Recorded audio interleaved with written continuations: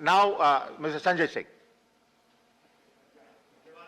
आपने मुझे इस बजट पे अपनी बात कहने का मौका दिया। सर, मैं इस बजट पे और इनके डिजिटल इंडिया पे राजीव जी की एक कविता है, वो एक बड़े अच्छे कवि हैं, उन्होंने लिखा है, वो सदन के सामने सुनाना चाहूंगा। खाओ डिजिटल, गाओ डिजिटल, देश का बैंड बजाओ डिजिटल, रुपया डिजिटल, बैंक भी डिजिटल और सेना का टैंक भी डिजिटल, बच्चे पाए डिजिटल शिक्षा और फिर मांगे डिजिटल भिक्षा।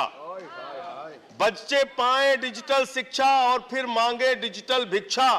डिजिटल डॉक्टर, डिजिटल गोली, डिजिटल ईद और डिजिटल होली, डिजिटल सड़क पर डिजिटल कार, डिजिटल संसद और सरकार, डिजिटल खेत में करो किसानी, डिजिटल खाद और डिजिटल पानी, डिजिटल दूध और डिजिटल गाय, डिजिटल चीनी, डिजिटल चाय, भर के खाओ डिजिटल रोटी और फिर कर दो डिजिटल पोटी। ये इस बजट के बारे में एक कवि की प्रतिक्रिया है मान्यवर। और जो इस सरकार के दावे हैं अब उस पर थोड़ी बात कर लेते हैं मान्यवर। इन्होंने कहा है कि 60 लाख नौकरियां देंगे। मैं पूछना चाहता हूं, आपने तो स्वयं स्वीकार कर लिया, पहले तो आप 2-2 करोड़ करके लोगों को मूर्ख बनाते रहे और अब आप खुद स्वीकार कर रहे हैं कि 2 करोड़ आपके बस की नहीं है। अब आप 60 लाख नौकरियां देने की बात कह रहे हैं। और आप नौकरियां कैसे दे रहे हैं नौजवानों को मान्यवर?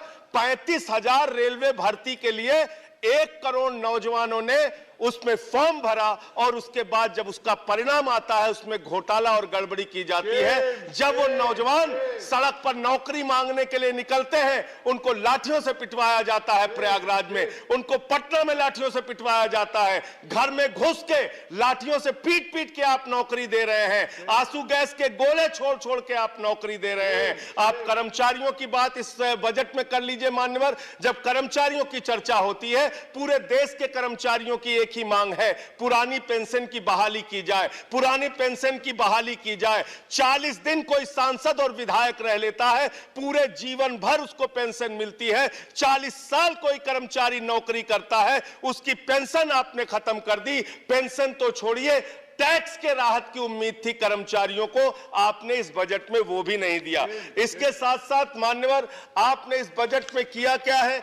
22 तक सबको घर देने की आपकी योजना थी। वो 22 तक घर देने की योजना भी पूरी तरीके से जमीन पर उतर के नहीं आई, वो भी फेल साबित हुई। जब आपसे पूछा जाता है सरकार की उपलब्धि क्या है, सरकार की आमदनी क्या है, आप सीना ठोक के कहते हैं अरे हमने तो आमदनी बढ़ा दी, देश का एयरपोर्ट बेच दिया। फिर आपसे पूछा जाता है कुछ आमदनी बढ़ी क्या सरकार की, कहते हैं हाँ बिल्कुल बढ़ा दी। Steel Authority of India Limited बेच दिया, कोल इंडिया बेच दिया, बीपीसीएल बेच दिया, एलआईसी बेच दिया, बैंक बेच दिया, पोर्ट बेच दिया, सब कुछ बेचने का काम किया। ये आपका मेक इन इंडिया है, ये आपका डिजिटल इंडिया है। मानवर, मैं खत्म कर रहा हूं मानवर। मैं मनरेगा की आप बड़ी पीठ थपथपाते हैं अपनी, मनरेगा की चर्चा बहुत होती है। मनरेगा का बजट आपने खत्म कर दिया, खाद की सब्सिडी आपने कम कर दी। इसका मतलब जो गरीबों को अन्न देने की योजना है वो भी योजना एकमात्र आपकी दिखावा है और मार्च के बाद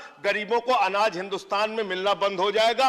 अंत में आपके माध्यम से एक ही इस सरकार से अनुरोध करना चाहूंगा कि अपना ध्यान देश की तरक्की पर लगाइए, देश को आगे बढ़ाने पर लगाइए। बेटी बेटी होती है, हिंदू की हो, मुसलमान की हो, सिख की हो, ईसाई की हो, उसकी इज्जत के साथ खिलवाड़ मत कीजिए, गुंडागर्दी मत कीजिए। आप तय करने वाले कोई नहीं होते, कौन क्या पहनेगा, कौन क्या खाएगा, कौन क्या कैसे रहेगा, कौन। Zafar Islam, I'm sorry, please.